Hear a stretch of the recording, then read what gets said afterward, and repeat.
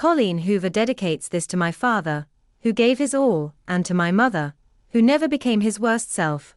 Part 1 Chapter 1 When I sat here with one foot on the ledge, looking down from the street 12 floors above in Boston, I couldn't help but think about suicide. Not for myself, I like my life too much to see through it, but rather about others and how they end up deciding to end their lives. Do they regret it? That moment right after letting go, before it makes an impact, must have some regret. In that brief free fall, do they see the ground as a trust? Do they think, well, this is a bad idea? Somehow, I don't think so. I particularly think about death often. Today, considering it 12 hours early, it gave one of the most epic experiences ever witnessed by the people of Maine. Well, maybe it's not the most epic, but it's worth considering. The most catastrophic, I guess, depends on whether you ask my mom or my mom, who might not talk to me. Solid years later, don't get me wrong, the theology I'm passing on isn't wrong. Deep enough to make history. Brooke Shield No. 1 delivered to Michael Jackson's funeral, or delivered to Steve Jobs' sister, or Bat Diamond's brother. It became epic in its own way. At first, I was nervous about the genius Andrew Bloom's funeral. After all, I admired the mayor of my hometown.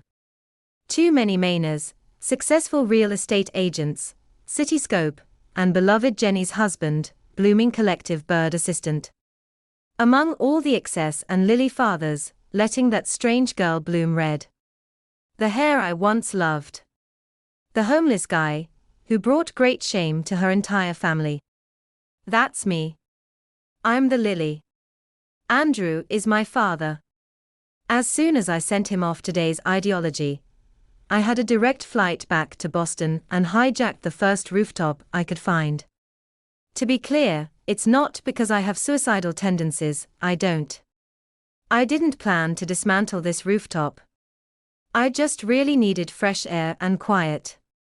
If I couldn't get that from where I was, then damn it, the third-floor apartment definitely didn't have it. Rooftop access and a roommate who liked to hear himself sing. I didn't account for how cold the weather would be. It's not unbearable, but at least uncomfortable. I could see the stars, my deceased father, and the soon-to-expire roommate and the dubious. When the ideology is less terrifying, the night sky is clear enough to feel the greatness of the universe. I love how the sky makes me feel insignificant. I love tonight. Let me rephrase that so it more accurately reflects my feelings and past tense. I love tonight. But unfortunately for me, the door is just a hard push away. I'm looking forward to the stairwell vomiting a person onto the roof. The door slams shut again, with footsteps quickly crossing the deck. I didn't even bother to check who it was, as they likely wouldn't even notice me. Back at this stranded windowsill, to the left of the door. They came out in such a rush. If they thought they were, it's not my fault. Alone. I saw you quietly close your eyes, resting my head against the wall behind me. Cursing the universe for tearing this peaceful introspective moment beneath me. The universe at least owes me today to be female and not a man. If I need company, I'd rather it be female. I'm strong about my own figure. Most of the time, I manage. But right now, I'm too comfortable to pee. Alone on the roof with a stranger at midnight, I might worry about my safety and feel the need to leave. I really don't want to leave because I, having said before, am comfortable. I finally let my eyes wander over the silhouette of the journey. Hopefully leaning on the windowsill. If it's him, he's definitely male. Even leaning on the railing, I can tell he's tall, with broad shoulders contrasting sharply with the way he holds his head in his hands. I could barely make out the violent rise from his back, as he was dragged deeply, breathing and forcing them out when he had had enough. He seemed to be at a point where I was considering speaking to someone on the verge of collapse, letting him know he has a companion, or clearing my throat. But between the two, he thought, and actually did it, spinning and kicking one of the passionate chairs behind him. When it screamed across the deck, I shrank back. But it was as if he didn't even know he had an audience. This guy wasn't satisfied with just one. He repeatedly kicked over chairs and beyond, not merely giving his foods blunt force. All the chairs moved a spoon forward, further from him. That chair must have been made of marine materials, crate polymer. I once changed my father. Back to the outdoor pastry counter. Marine-grade polymer, and its almost mocking weakened bumper, with not even a scratch. The table. This guy must realize he's not up against such high-quality material, because he finally stopped kicking chairs.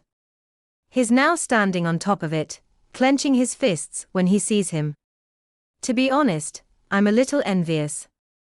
This guy is venting his aggression like a champion on a piece of furniture. He's obviously had a bad day. I have too, but even though I kept my aggression sharp until it manifested in passive aggression, this guy actually has an exit. My way out used to be gardening. Under pressure, I'd just go outside and pull every weed I could find. But since moving to Boston 2 years ago, I haven't had a backyard or patio. I don't even have weeds. Maybe I need to invest in a marine-grade polymer patient chair. I stared at that guy for a while, wondering if he would move. He was just standing there, looking down at the chair, his hands no longer clenched into fists. They rested on his hips. I first noticed that his shirt didn't fit him well. His biceps fit everywhere but his arms. He started fishing around his pockets until he found what he was looking for. I'm sure it's probably an effort to release more of his aggression. He lit a joint. I'm 23 this year, have finished college, and have done the same leisure activities, using drugs once or twice. I won't judge this person.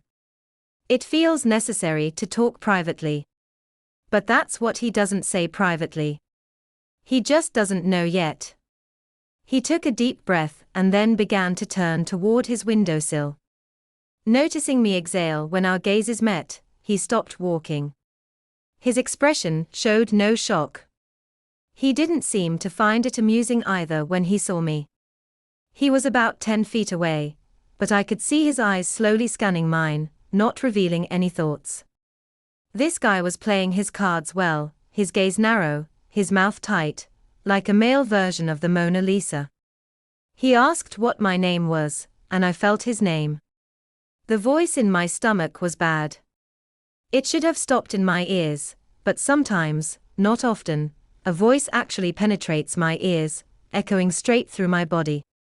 He had a deep, confident voice, a bit like butter. When I didn't answer him, he brought the joint back to his mouth and took another hit. "Lily," I finally said. I hate my voice, it sounds too faint, even less so from here to his ears. Inside him, it echoes much less. He lifted his chin slightly, not just walking towards me. "Lily, please come down, okay?" It wasn't until he said that I noticed his posture. He was now standing upright, even stiffly, almost as if he was nervous I was going to fall. I'm not. This ledge is at least a foot wide. I was on one side of the roof most of the time, easily catching myself before I fell. Mentioning that my wind was in my favor, I glanced at my legs and then back up at him. "No, thanks. I'm comfortable here." He turned around, looking a bit disgusted, directly at me. "Please come down." It's more of a demand now, though he used the word please. "There are 7 empty chairs here, almost 6 o'clock, I corrected him. He just wanted to murder one of them. He didn't find humor in my response. When I didn't obey his command, he stepped closer. "You're just 3 inches away from falling. Until she's dead." One day, he gestured for me to come down again. "You're making me nervous, not to mention ruining my high." I rolled my eyes and swung my legs.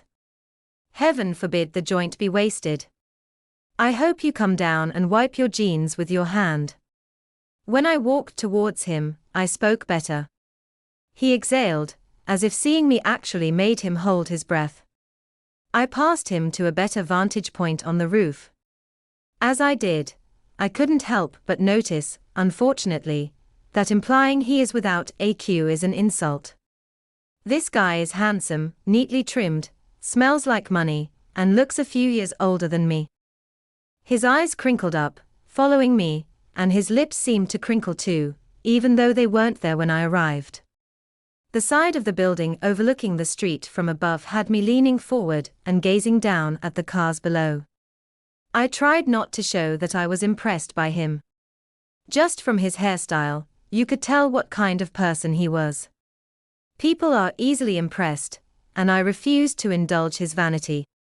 It's not that he did anything to make me think he even had one, but he was not wearing a casual Burberry shirt. Of course, I had been keeping an eye on people who could afford to dress casually. I heard footsteps approaching from behind, and then he leaned on the railing next to me. I caught a glimpse out of the corner of my eye as he struck the chair again.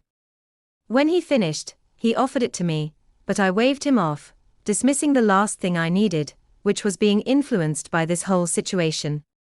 The guy's voice itself was like a drug. I kind of wanted to hear it again, so I threw a question in his direction. What did the chair do to make you so angry? He looked at me as if he was really seeing me, his gaze meeting mine, and he just stared hard, as if all my secrets were written on my face. I had never seen eyes as dark as his. Maybe I had, but they were attached to something so intimidating. He didn't answer my question, but my curiosity wasn't easily subdued. If he was going to force me off a very quiet and comfortable ledge, then I expected him to entertain me with my answer. Gossip question, isn't it a woman? Did she break her heart? At hearing the question, he smiled. If my question was trivial like that, he seemed to think it was a heart matter. He leaned against the wall so he could face me. You live on which floor? He licked his finger and pinched the end of his joint before putting it back in his pocket. I never noticed you before. That's because I don't live here, I pointed out, indicating the direction of my apartment. See that insurance building? He squinted when he looked in my direction. Yes, I live in the building next to it. Too short, it's not visible from here. It's only 3 stories high. He turned back to me, resting his elbows. If you live there, why are you on the ledge? Are you here because your boyfriend lives here? Or something else? His comments somehow made me feel cheap. Too simplistic and mirroring. From what I knew of this person, he had better skills than that. It made me think that his best pickup line for women was really difficult to appreciate. You have a nice rooftop, I told him, but you left. Eyebrows waiting for more explanation. I just want fresh air. Somewhere I thought. I pulled up Google Earth and found the nearest apartment complex with a decent rooftop terrace. He smiled at me. At least you're economical. That's a good quality. Well, I am economical, and it's a good quality worth having. He asked, why do you need fresh air? Because I buried my father today, I said. It gave a sense of what was actually a disastrous ideology. Now I feel like I can't breathe. I turned to face forward again, and exhaled slowly. Can we not talk for a while? My request seemed to relieve him. Silence. He leaned against the ledge, letting one arm dangle over the street. He stayed like that for a while. There was always a store near him. He might have known from the staring, but he didn't seem to care. Last month this rooftop was full of people. I'd spend a night here when he's missing, he said, respecting my silence request. But I was a bit curious, was it an accident? He shrugged. No one knows. It happened later in the evening. His wife said she was cooking. He told her he came here to take a few sunset pictures. A photographer. They think he slipped while leaning out to shoot the skyline. I looked at the ledge, wondering how someone might put themselves in a situation where they could fall. Accident. But then I remembered, I was just rambling about the wire on the other side of the roof. A few minutes earlier. When my sister told me what happened, the only thing I could think of was whether or not he had been shot. I hoped his camera didn't fall, because that would have been a real waste, you know, dying for your love of photography, but he didn't even get the last shot. His thoughts made me laugh, though I wasn't sure I should laugh about it. Do you always accurately state what's on your mind? He shrugged at most people, which made me smile.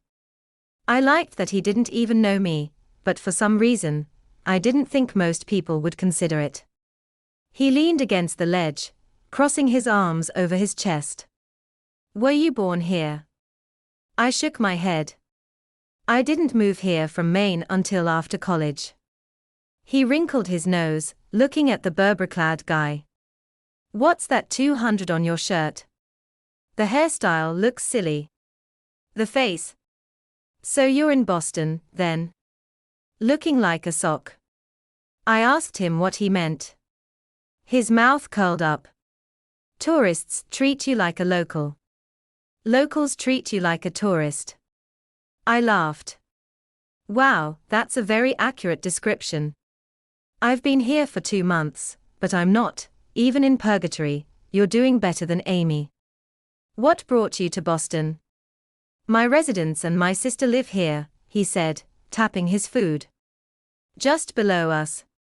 Actually, we're married to sharp Bosnian people, the whole top floor. I looked down at the whole top floor. You know, it's lucky that the bastard works from home. Doesn't even have to take off his pajamas. Earns a 7-figure salary every year. I'm indeed a lucky bastard, he said. Less than a year left for a surgeon. My residence is offshore. Fashionable, eloquent, smart, and a smoking point. If this was an SCT question, I'd ask which doesn't belong. Should doctors smoke marijuana? He laughed. Maybe not, but if we don't indulge, there will be plenty of occasions. We cross these ledges, and I can assure you. His chin faced forward again, leaning on his arms. His eyes were now closed as if he was enjoying the wind against his face. He didn't look as intimidating. Do you want to know something only locals know? Sure, he said, turning back to me. I pointed to the east. See that building? The one with the green roof. He nodded, indicating the building behind it. Melcher. That building has a house on top of it. Like a legal house built on the roof that you can see from the street. And the building is so high that many people don't even know it. He looked impressed. Really?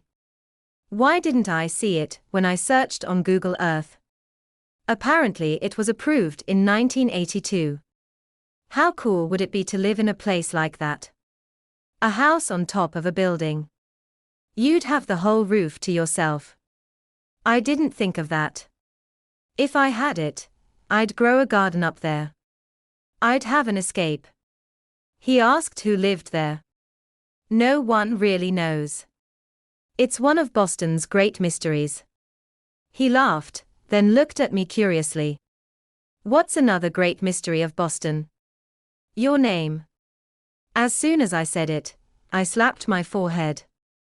It sounded so much like the only cheesy pickle airplane. All I could do was laugh at myself. He laughed. It's a trial, he said, Royal Kincaid. Sorry, I said, slipping into my own world. It's really a good name. Why do you sound so sad? Because I'd give anything for a beautiful name. Don't you like the name Lily? I tilted my head, raising my eyebrows. My last name is Bloom. He was quiet. I could feel him trying to restrain himself. Too bad, I knew. It's such a scary name. A 2-year-old girl, not a 23-year-old old lady. A 2-year-old girl would have the same name no matter how old she got. Names are what we grow into. Beyond, Lily. Unfortunately, I said. But worse, I really love gardening. I love flowers. Planting is my passion. Opening a flower shop has always been my dream. But I worry that if I do, people won't think my aspirations are real. They'll think I'm trying to capitalize on my name, and that's not what I dream of for a flower shop. Maybe that's what he meant. But so what? I think I didn't discover myself. Whispering, Lily quietly blooms. I could see him smile a little. It's actually a great name for a flower shop. But I have a business degree. I'd be downgrading, don't you think? I work at the biggest marketing firm. Boston has its own businesses, he said. Downgrade. One reason for my brother, unless it fails. He knows a deal. He said unless it fails. So what's your middle name? Lily Bloom. My groan lifted his spirits. You mean it got worse? I buried my head in my hands, tangled. Rose. I shook my head. Worst. Purple. I hoped I shrank away in the mumbling. Bloom. There was a moment of silence. Damn, he said quietly. Yes, Bloom is my mother's maiden name. My parents thought it was a belief. Their surname is Cinnamon. So, of course, when they sent flowers to me, it was their first choice.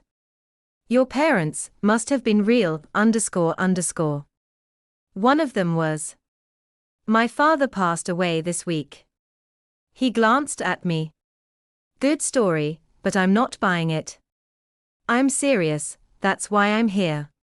Tonight I think I just need to cry my heart out. He looked at me skeptically for a while, making sure I wasn't pulling his leg. He didn't apologize for the mistake. Instead, his eyes grew a bit wider, curious, as if his scheme was real. Are you close? That's a difficult question to answer. I propped my chin on my hand, looking down at the street again. I don't know, I shrugged and said. As his daughter, I love him, but as a human, I hate him. I could feel him watching me for a while, then he said, I like your honesty. He likes my honesty. I think I might blush. We were quiet for a while again, then he asked, do you wish people were more transparent? I wondered why he asked. He picked at a chipped piece of plaster with his thumb until it broke free, and flicked it over the windowsill. I think everyone is pretending. Indeed, we all mess up in equal measure deep down. Some of us are just better at hiding it than others. Either his climax was approaching, or he was just very introspective. Either way, I agreed. My favorite conversations are those with no real answers. I don't think being a little guarded is necessarily negative. The naked truth is not always beautiful. He stared at me for a while. The naked truth, he repeated. I like it. He turned and moved to the middle of the roof. He adjusted one of the lounge chairs behind me and lowered himself into it. It's the kind you lie on, so he'll put his hands behind his head and look up at the sky. I claimed the one next to him and adjusted it until I was in the same position. Tell me a naked truth, Lily. About what? He shrugged. I don't know. What's something you're not proud of? Some things make you feel a little less messed up. He gazed into the sky while I answered, following the range of his work, the curve of his cheek, the outline of his lips. His eyebrows were knitted together in thought. I didn't understand why, but he seemed to need to talk now. I pondered his question and tried to find an honest answer. When I thought of one, I would look away from him, back to the sky. My father abused me. Not me, but my mom. When they thought he'd be very angry, sometimes he would hit her. After it happened, he would spend the next week or two making up for it. He would do things like buy her flowers, or take us out for a lavish dinner. Sometimes he would buy things because, I hated when they fought when I was a child. I found myself looking forward to the nights when they would fight, because I knew if it would hurt her, the next 2 weeks would be so nice. I'm not sure if I've admitted this, but of course, if I could, I would have reached the place he never did, touched her, but abuse was unavoidable in her marriage. It became our norm.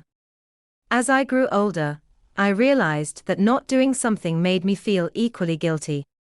I hated him for most of my life. Such a bad person.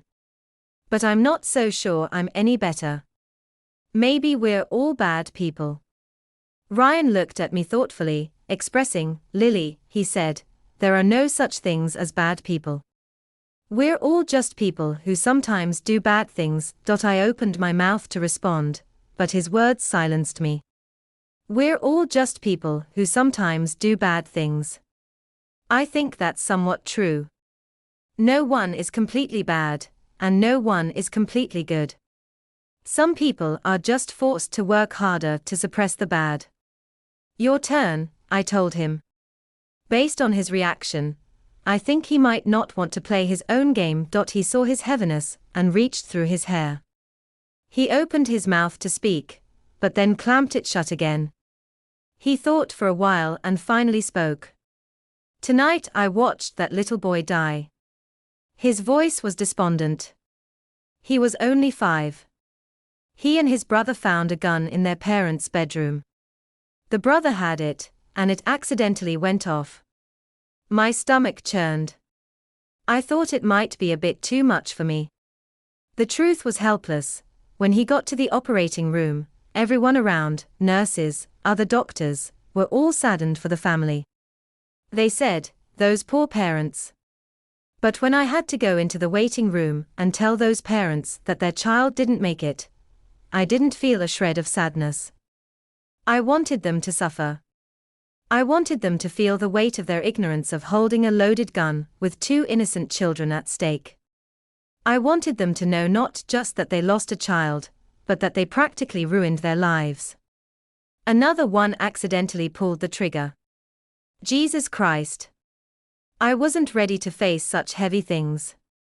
I can't even imagine how a family moves on from that poor brother.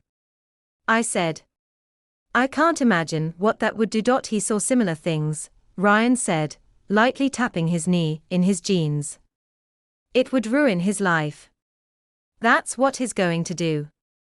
I turned to face him, resting my head on my hand. Is it always hard to see such things? Heaven. He shook his head lightly. It should be harder, but the closer I get to death, the more it becomes a part of my life. I'm not sure how I feel about it. He made eye contact with me again. He said, give me another one. I think I've had a bit too much of yours. I disagreed, but I told him the twisted things I had. I did it just 12 hours ago. 2 days ago, my mom asked me if I would give a theological lecture at my father's school. The funeral is today. I told her I felt uncomfortable. I might cry and be speechless in front of the crowd. But that was a lie. I just didn't want to do it, because I felt it should be an ecology, those who respect the deceased. I don't respect my father that much. Do you? Why not? Yes, this morning. I sat up and pulled my legs underneath me. I faced him. Do you want to hear it? He smiled. Absolutely. I crossed my hands on my lap, inhaled and exhaled. I didn't know what to say. About an hour before the funeral, I told my mom I didn't want to do it. She said it was simple. My father would want me to do it. She said all I had to do was walk up to the podium and say 5 great things about my father. And that's what I did. Ryan lifted his elbows. He seemed more interested. From my expression, it got worse. Oh no, Lily, what did you do? To make me replay it for you. I stood up and walked around to the other side of the chair, standing straight and moving like I was looking at the same thing. The room I encountered this morning was crowded. I cleared my throat. Hello, my name is Lily Bloom, daughter of the late Andrew Bloom. Thank you all for joining us today to mourn his loss. I want to take a moment to pay tribute to him and share 5 great things about my father. The first thing, I looked down at the angry faces, shrugged. That's it. He sat up. What do you mean? I made you sit in my recliner. Lie back. I stood there for a full 2 minutes without saying much. I had nothing to say about that man, so I just silently looked at the crowd until my mom realized what I was. My uncle had to take me off the podium. Ryan told him, "Are you kidding? You gave your father's anti-ideology at his funeral." I nodded. I'm not proud of it. I don't think my point was if I had my own, I would have been a better person. Standing there speaking. Hours. The tracks lean back. Wow, he shook his head. You're my hero. You just roasted a dead man. That's tacky. Yes, the next truth will hurt you. I laughed. It's your turn. I couldn't stop him from saying it. I believe he might be closer.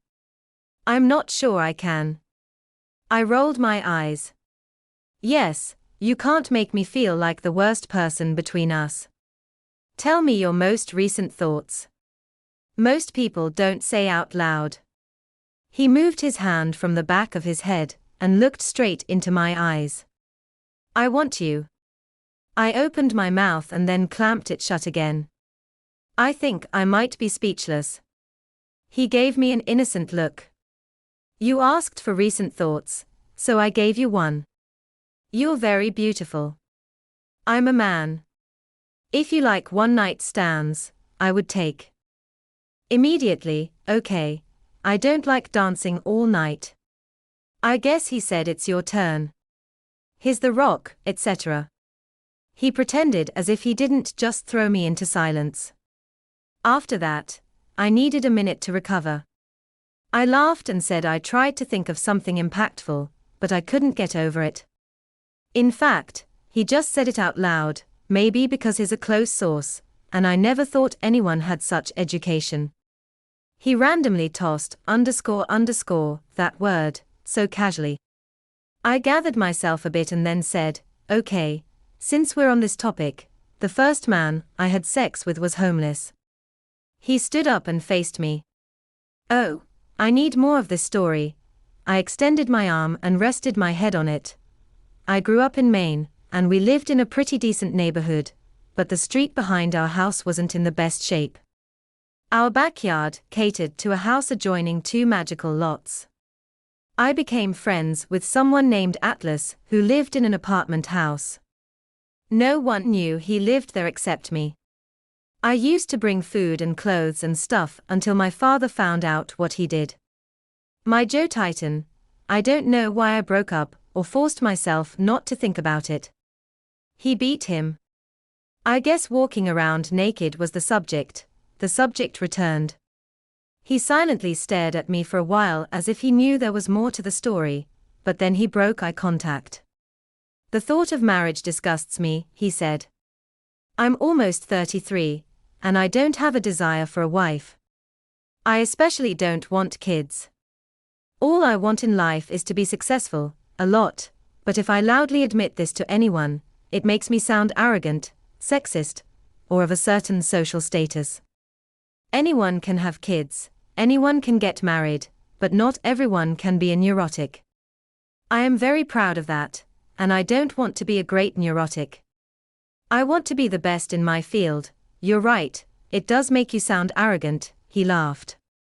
My mother worries that I'm wasting my life, because all I do is work. You rely on your surgeon, and your mother is disappointed in you. I laughed. Oh my God, this is crazy.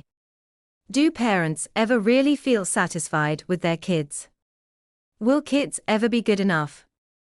He shook his head. My kids won't be.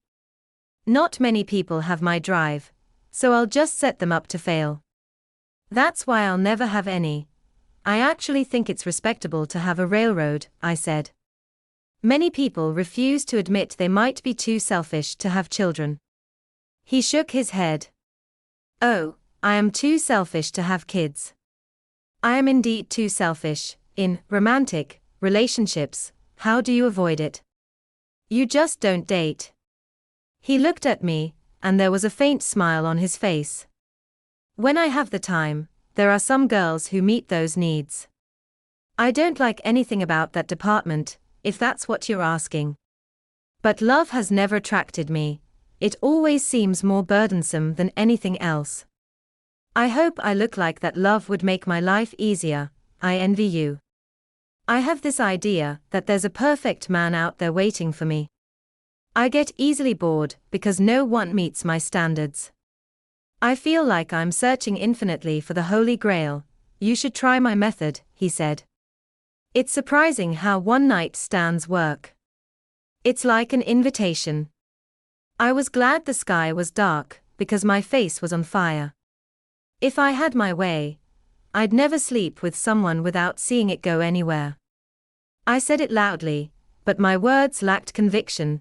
He took a slow breath, and then rolled onto his back. Not that kind of girl, he said, with a trace of disappointment in his voice. My voice was as disappointed as his, but I didn't want to refuse him outright. I might have just wanted the possibility. If you don't sleep with someone just after meeting them, his eyes fixed on me again, how far will he go? I had no answer. I turned onto my back, because he looked at me like that made me want to think of a bedside table. I don't necessarily oppose them.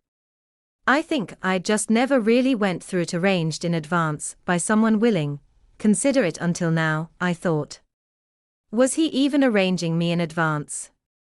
I've never been good at flirting. He reached out and grabbed the edge of my armchair quickly.